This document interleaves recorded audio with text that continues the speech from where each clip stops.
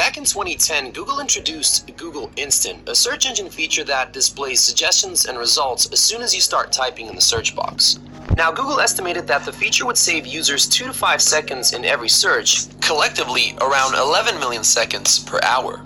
However, there was one other feature, which is still around by the way, that under the right circumstances had the potential of saving users even more time, not by showing them results, but actually taking them to the desired page in an instant. That is, if they were lucky.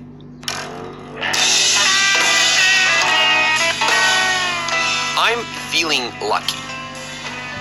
It's a button that has been on the Google homepage from the beginning, and its concept has always been very simple.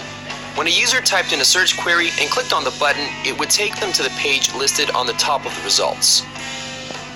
As Google co-founder Sergey Brin explained, the idea was that a user would have to have a dose of confidence that they would be directed to the exact page they were thinking of, or at least a relevant one, in a single try. In other words, they would have to feel pretty lucky, hence how the button got its name.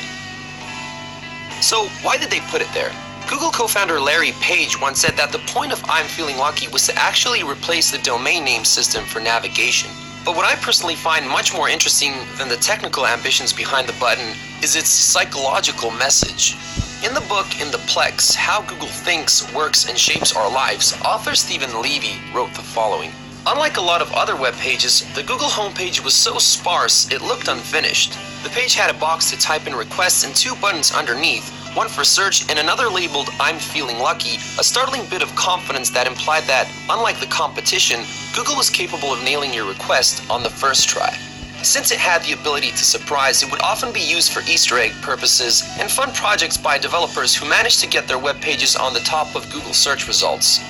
Back in the day when users would enter a query in the location bar in Google Chrome or Mozilla Firefox, the web browsers would use I'm feeling lucky as a default search string. But despite its ambitious goals, percentage-wise, the button was never really used that much, at least not for practical searching purposes. Former Google executive and spokesperson Marissa Mayer once reported that less than 1% of all Google searches were done through the I'm feeling lucky route. And that's less than 1% that costs Google a lot of money. As you may know, Google makes a lot of revenue through ads, which they're known for displaying on search result pages.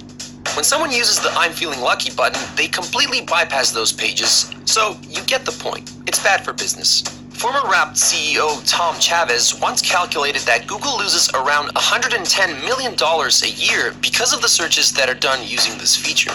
That's a lot of money to spend on something that such a small percentage of users utilize. One might ask, how come Google never got rid of it? Well, with Google Instant, they didn't even have to. Now, some of you may have been taken by surprise at the beginning of this video when I started talking about a feature that is not the one suggested in the title. But if you made it this far, you can see how it was relevant. Google Instant had a major impact on the way the I'm feeling lucky button works. When Google Instant is enabled and working, you really have no time to click on the button as you start seeing suggestions and results the moment you begin typing a query.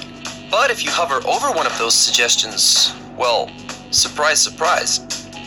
There was a feature that allowed the text on the button to spin and land on a phrase like, I'm feeling hungry or I'm feeling smart when the user would hover over it. Clicking on the button in this case would take the user to a Google page associated with the phrase.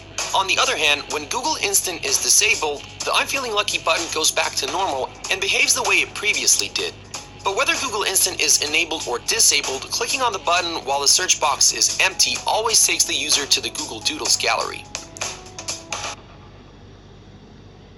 Despite the fact that it doesn't have a very practical role, the second button on Google's homepage still stands on the same place and continues to almost dare the user. Try your luck. Google might lose some money, but so what? It's not like they're not filthy rich already. Marissa Mayer once said how the button serves as sort of a reminder that there are real people at Google and that they're not all about making money.